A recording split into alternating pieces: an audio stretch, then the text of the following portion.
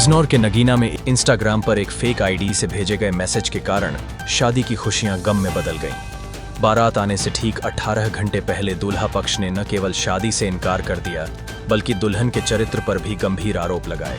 दरअसल जनपद बिजनौर के नगीना के गांव इब्राहिमपुर निवासी फिरोज आलम दिल्ली में रहकर अपना कारोबार करते हैं।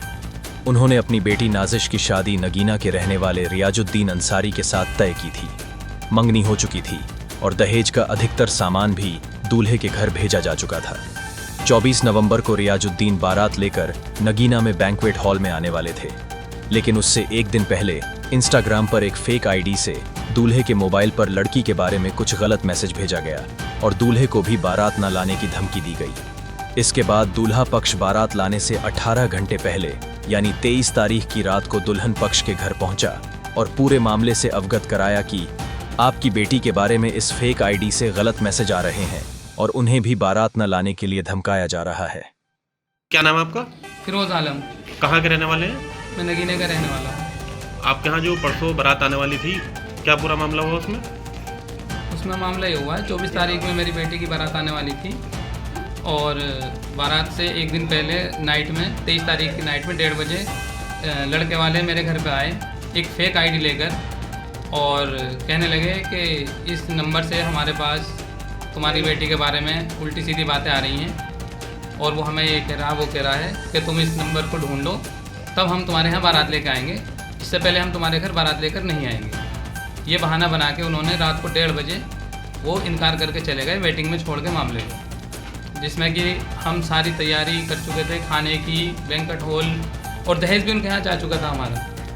22 तारीख में हमने उनके यहाँ सारा दहेज पहुँचा दिया था और 23 तारीख में उन्होंने हमारे साथ ये काम करा। आपने इस संबंध में कोई उनसे बात करी? वो हर बार इसी बात में ना बहुत उनसे रिक्वेस्ट भी करी। मैंने कहा कुछ भी नहीं है, या तो तुम मेरी लड़की की कुछ इसमें कुछ तो दिखाओ, मेरी लड़की का हेलो हाय हो या फ़ोन नंबर हो, मेरी लड़की का कुछ नहीं है उसमें, बस वो एक फेक आईडी मुझे दिखा रहे हैं कि इस बंदे को ढूंढो तुम, ये दिल्ली से हमारे पास आ रहा है। मैंने कहा मैं क्यों ढूंढूं, तुम ढूंढो जब तुम्हारे पास आ रहा है। कि नहीं जी, तुम जब तक इस बंदे को ढूंढोगे तभी हम करेंगे बारात लेकर आएंगे, नहीं तो हम बारात लेकर नहीं आएंगे। इसके अलावा कोई डिमांड थी उनकी? हाँ, डिमांड थी उनकी। एक तो उनकी खाने की डिमांड थी कि जी खाने में हमारे लिए फ्राई का इंतज़ाम कर देना बारातियों के लिए हमारे, और घी का हलवा बनवा देना खोए वाला, और भी बहुत सारी चीज़ें उन्होंने बताई। इसको मैंने कोई बड़ी बात नहीं मानी, मैंने कह दिया हाँ जी कोई बात नहीं, ये सब तैयार कर देंगे हम।